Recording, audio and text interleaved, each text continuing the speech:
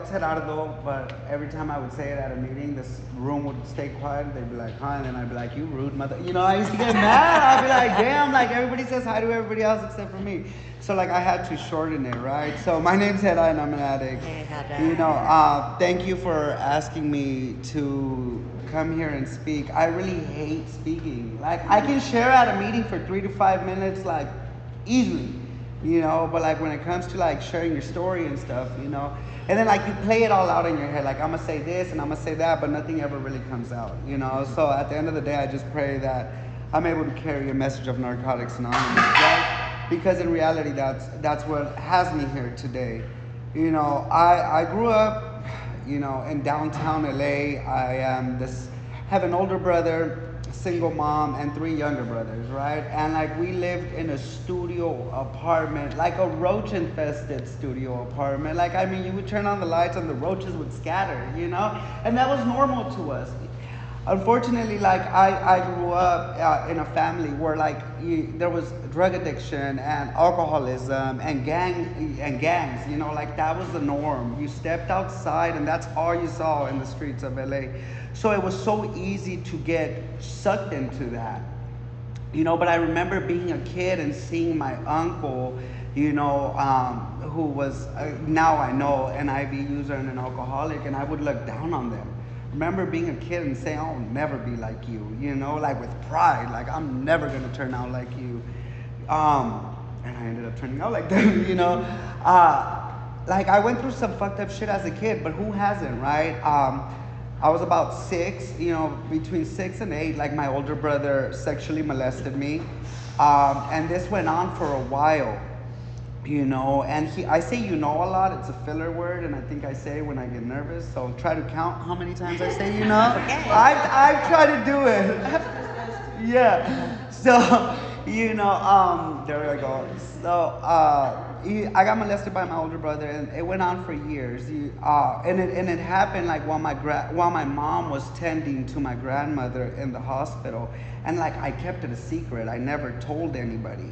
My brother ends up moving away. My mom ends up leaving with my brothers and her new man to Mexico like overnight, and she leaves me with my grandmother. And like I knew better, even as a kid, not to go to Mexico. Like my mom calls me and she's like, "Do you want to come live with me?" I said, "No, I'm staying with my grandma. I'm good." My grandmother did the best she could with what she had. You know, we were welfare babies. Like the system fed us for a very long time, you know. And my grandmother was like a heavily devoted Catholic woman. She would go to church Friday, Saturday, and Sunday, and I loved going to church with her. Like there was something about being in church. Like it sounds cheesy, you know, but I felt a power greater than myself when I was there. Like I was the kid dancing in the front. I mean, this lady had me doing everything. Like, you know, like I was an altar boy. Like it was crazy, you know. And like I really got life out of that as a kid.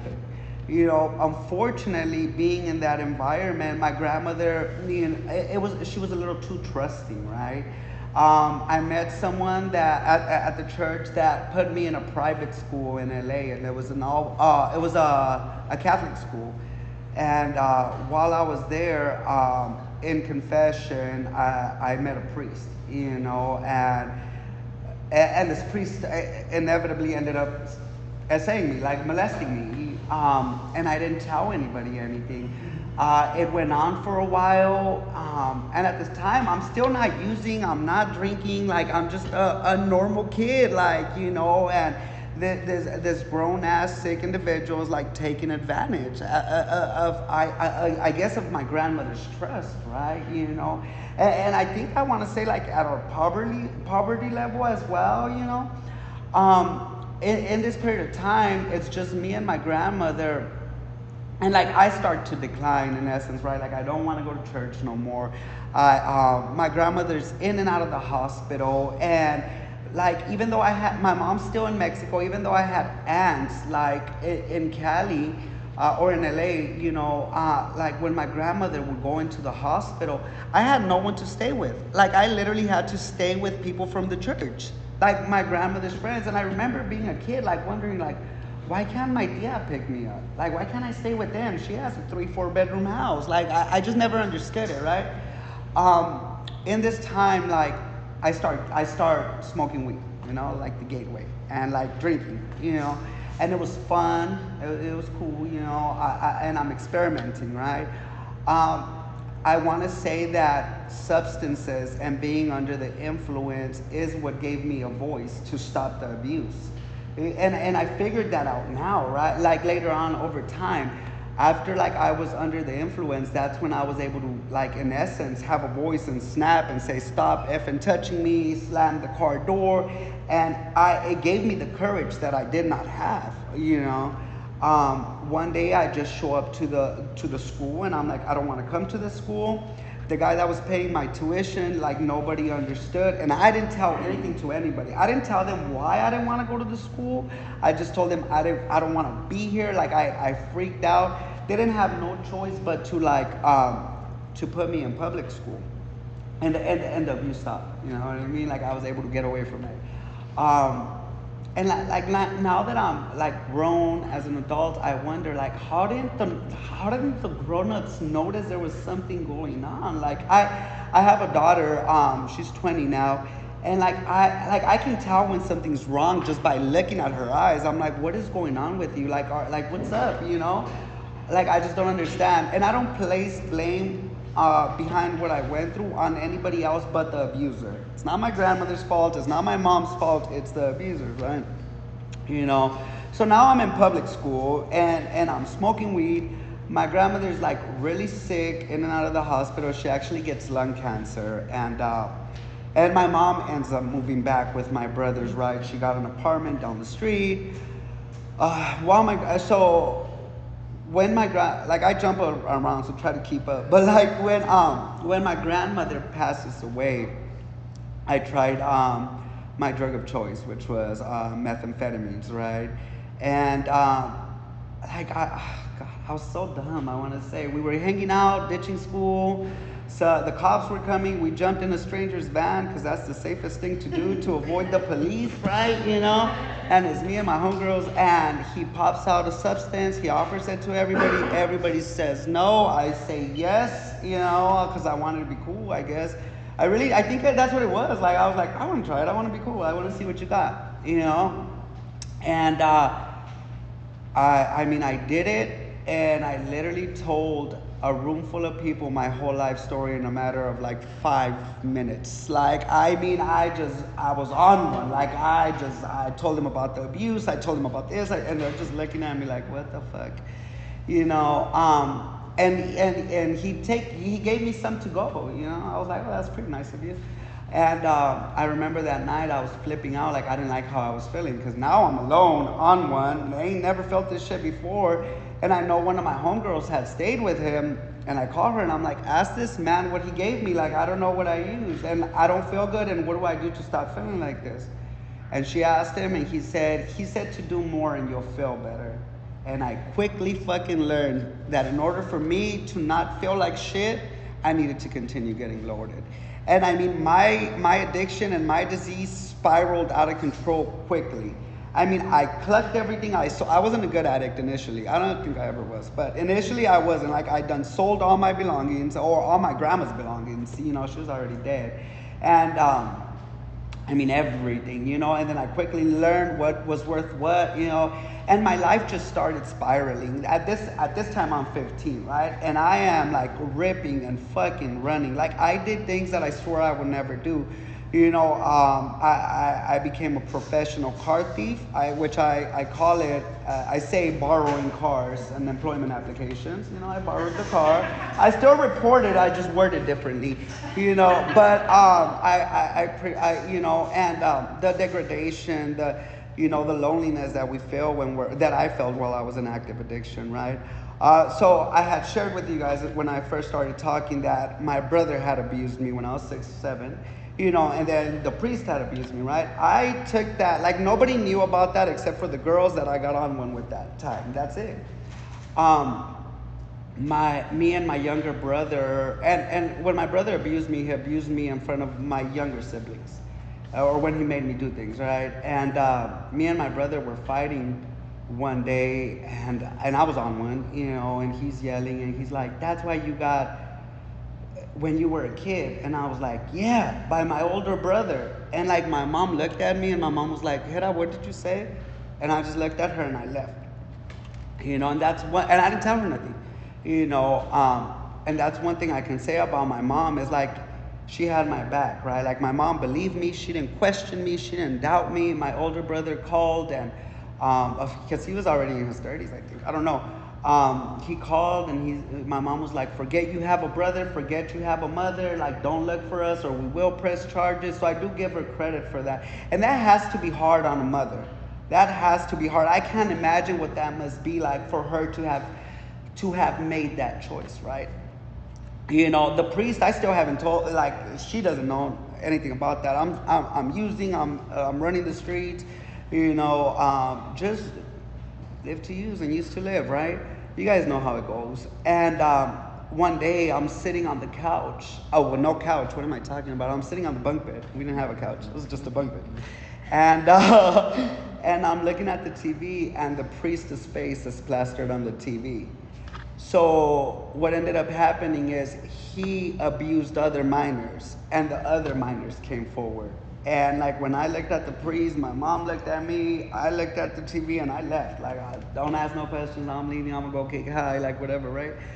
And a few weeks, days maybe, I don't know, there's a knock at the door at 6 a.m. in the morning, and I was coming down. When you're coming down and you're falling asleep and you don't want to be messed with. And the door knocks, and I hear Gerardo Velasquez, Father Fernando Lopez, and I flip the fuck out. Right? It's detectives. I start throwing shit. I'm like, "Get them out." And my mom pushes them out. Mom comes back in, and she's like, "Hera, what's going on? Why are you reacting like that?" She's like, "If you know something, let them know." And I was like, fuck. I was like, "Okay, hold on. Let me go to the bathroom." I went to the bathroom, and I got high. And they came inside, and I told them everything. I don't know why. You know what I mean? I just vomited. I think I needed to like let it out. They're like, "Are you willing to testify?" I'm like, "No." They're like, "We really need you." I'm a minor. I'm 15 years old at this time. They needed like they needed for me to testify in order for them to have a solid case, right? So I'm like, okay. So they literally take me to the station. I repeat everything I just told them. They're like, "We need you to go to preliminary trial," which is, and I can't tell you time frames because I was spun out, so I don't have a concept of time, right? But I was still 15, I remember that, and the Archdiocese of Los Angeles, which is the ones that run the whole Catholic Church, they did good. I mean, they had someone appointed to me, they tried counseling me, like, they did everything to make it seem like they were on my side. Right? Mind you, they failed to tell me that they were paying for his attorney to fight the case. They failed to tell me that they were protecting him. They So they offered me all these resources, and I'm like, no, no, no. I go to preliminary trial, and I'm spun the fuck out. I mean, I literally showed up to this courtroom in sweatpants and a fucking hoodie. On one. Like, still tweaking, jaws going side to side, But let me tell you guys something. For you guys that have experienced trauma, you know that the facts are the facts, and that doesn't fucking change, right? No matter how much you raise your voice at me, no matter how much you try to verbally attack me, my story is the fucking same. Like, there's no way I can describe where the priest sleeps. Like, there's no fucking way. No civilian should know that. No civilian should be able to describe what he has in his vehicle, right? And I had all that information, And the whole time I'm testifying, this priest is like looking at me, laughing, like just smirking, And I mean, in between the courts, I'm like going to get loaded, like I'm in the bathroom, So needless to say, I don't think my testimony was very credible based on the fact that I was under the influence, right? The church offered me rehab, and I was like, no, no, no, no. Well, they got me, like, one day I was coming down really bad, and I called the nun that had been supporting us or helping us. And I was like, I want to go to rehab, but I need to go like today. And they were like, "We are on our way." They picked me up, they put me on a plane to San Jose, and I was 15 years old, and I was in rehab, up north. And that was my first introduction to Narcotics Anonymous, right? Like, I remember being 15.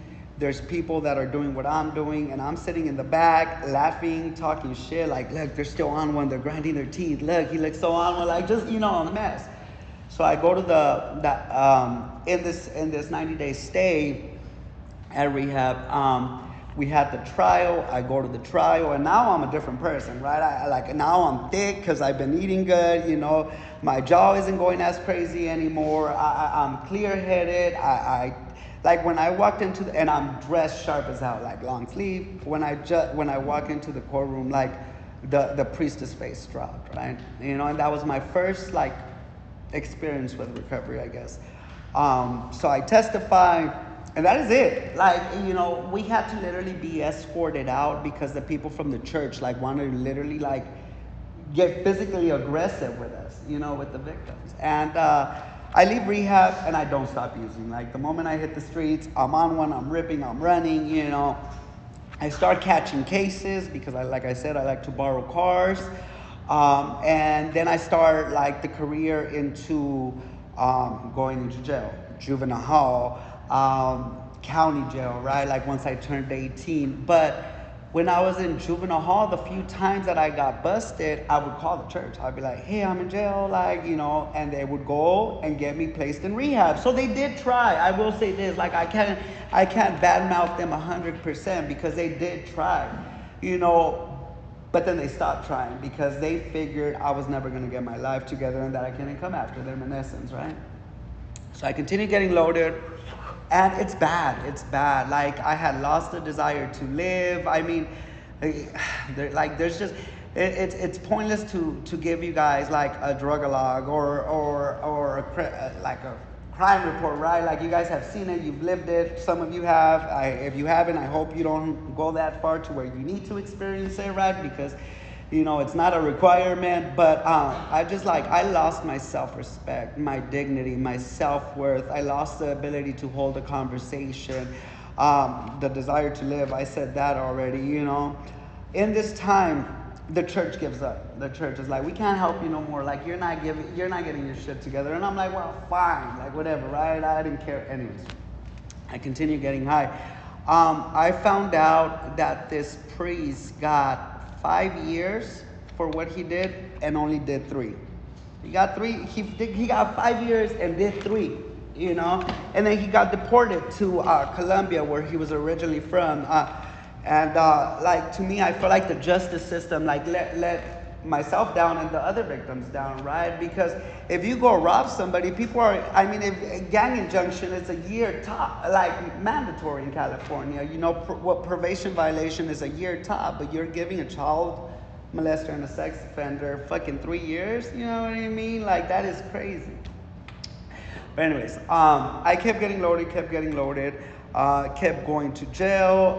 Overdoses, I don't think I really overdosed. I just know that I got really sick a few times, and that didn't stop.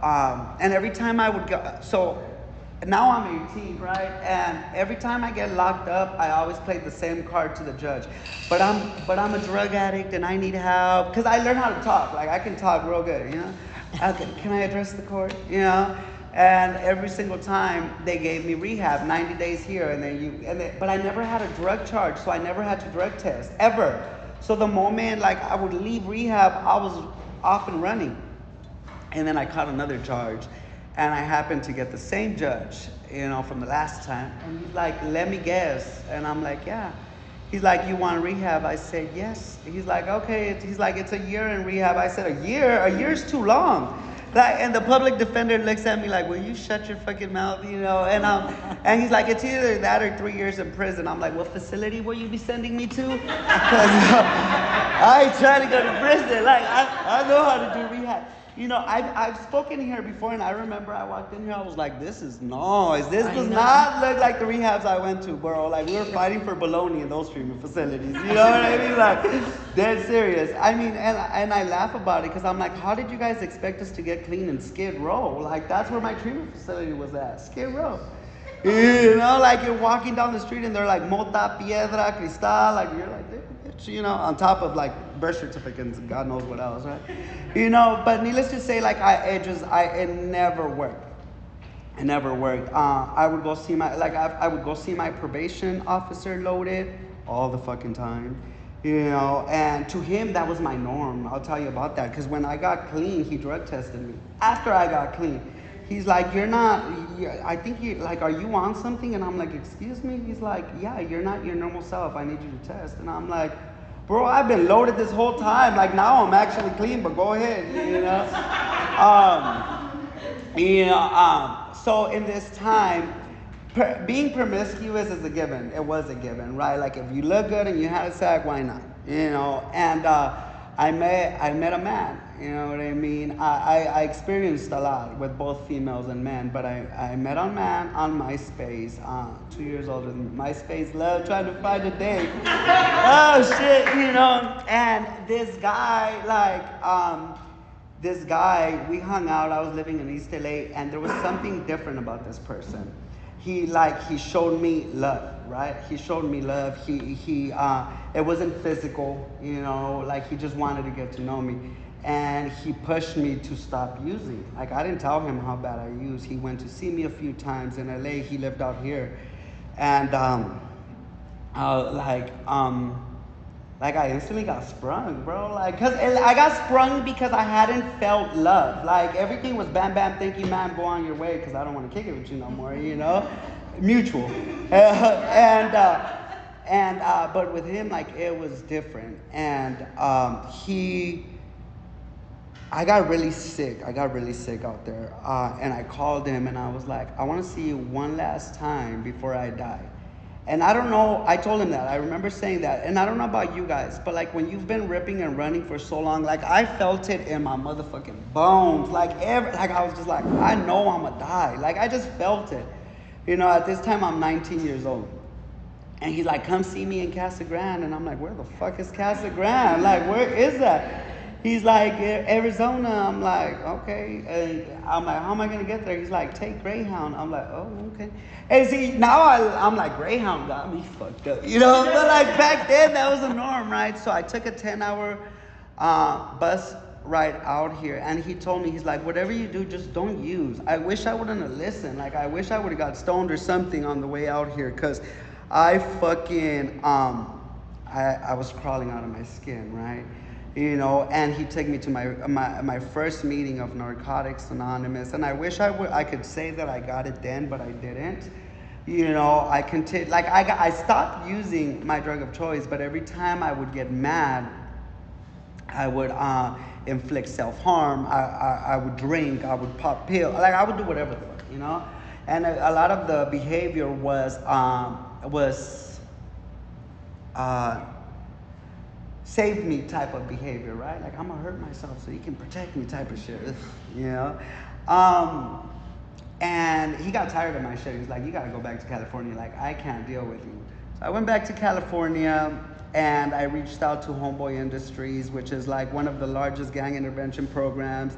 In order to work there, you have to have a criminal record. You have to be on probation or parole. Like they offer everything, tattoo removal. Like it's an amazing program. And they've known me since I was 12.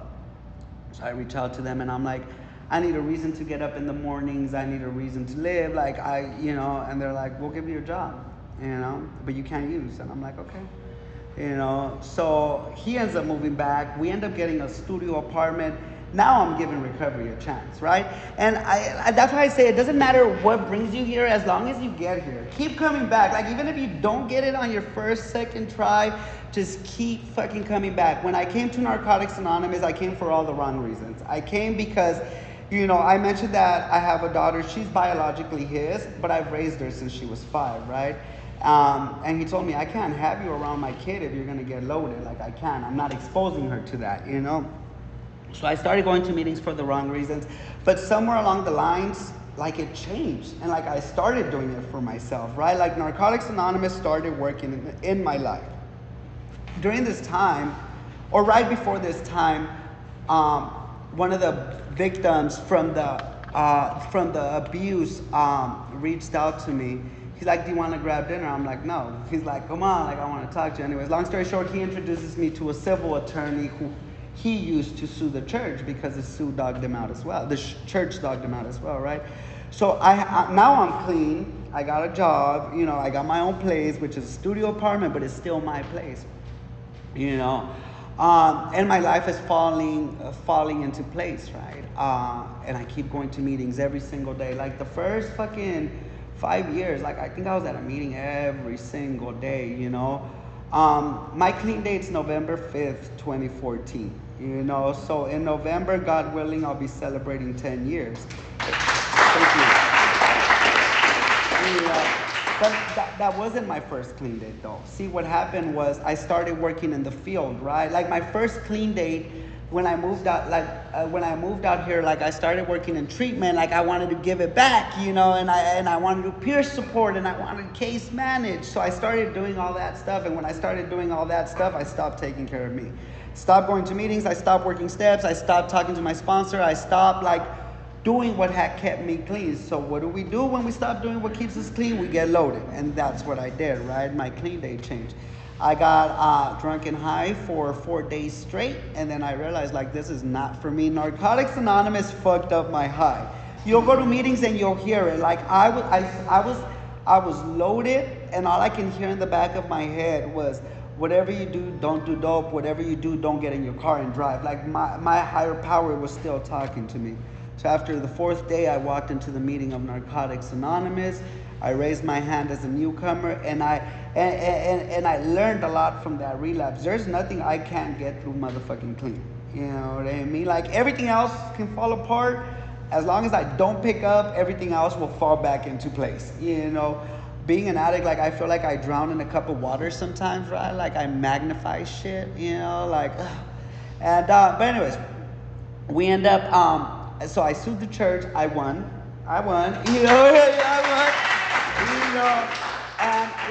that put me in a position where I was even able to accomplish more things, right? Like be a homeowner, a car owner, expunge my record, get my GED. I accomplished, people say, what are some of your biggest accomplishments? A is my recovery, but one of my biggest accomplishments for an addict like me was to get my GED. When I got my fucking GED, bro, it was amazing. It was the best feeling in the world, right? I mentioned this man I met. We're still together, 15 years later, So, and I still work a rigorous program, right? I don't go to a meeting every single day anymore, but I go to 3 to 4 a motherfucking week. I still work steps. I sponsor. I have a sponsor. I'm of service, My suggestion to you guys is when you leave here, they offer meeting directories, right? I think we have some. Then we got phones, right? Narcotics Anonymous has elevated to a level that I wish we had been a long time ago, where we have virtual Narcotics Anonymous meetings, right? So you really ain't got no motherfucking excuse not to be at a meeting, But I will say this: I don't replace in-person meetings with Zoom meetings, because isolation is a dangerous place for an addict. It really, really is, right? I don't care what A you go to, just go to an A. For me, Narcotics Anonymous covers all my bases, right? Because it's all inclusive. It's everything. It's behaviors, it's thought process, it's all substances. I told you guys, my first addiction was not drugs. My first addiction was love. I just wanted to be fucking loved, And in search of that love, I ended up getting fucking hurt many, many times. My life has changed drastically as a result of this program. I shared some of my accomplishments, but the fact that I'm 35 years old, the fact that I'm employable, that I can hold a conversation, the fact that I woke up today without the desire to get loaded is fucking crazy. I look back at life, right? And people didn't think I was gonna make it to 18. I didn't think I was gonna make it, There's a power greater than myself, that works in my life, in and out, I always told you guys, I don't blame God for anything, or for my higher power for anything that I went through. I blame the individual, right? Like our higher power gives us free choice. Like I can literally leave here today and rob somebody, and that would be my fucking choice. That has nothing to do with God. Like that's Gerardo wanting to do that shit, right? And just the way I think about that, then people that did what they did to me, when they did it, it was because they fucking wanted to. They were sick individuals. But they no longer consume me. They no longer dominate me. Like my trauma and my childhood and all this, that all the good enough reasons for me to get loaded that I have are no longer a good enough reason, right? Like, so if I always say, like, if I continue to get high behind the things I went through as a kid, I'm still letting them hurt me. I'm still giving them full control over my life. And like, I decide to take my control back, in essence, right? I found so much healing through the 12 steps of Narcotics Anonymous. Back to my suggestion. So leave here, go to a fucking meeting, get a sponsor, share, right? Like if you got, I always say it, like there's a lot of people that are like, I don't like to talk. I'm like, I like to talk, but that's besides the point. Like, my thing is this: whenever I go to a meeting, if I'm there, I'm gonna talk about what's going on, right? And I don't try to make it pretty. I don't try to make it cute.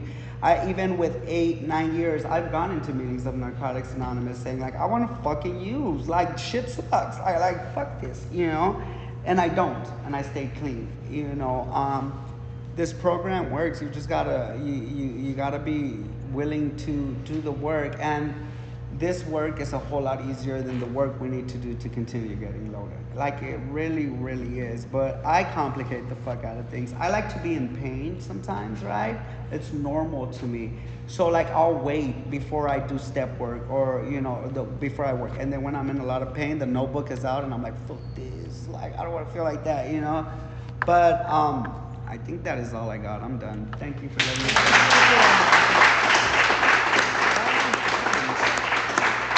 No.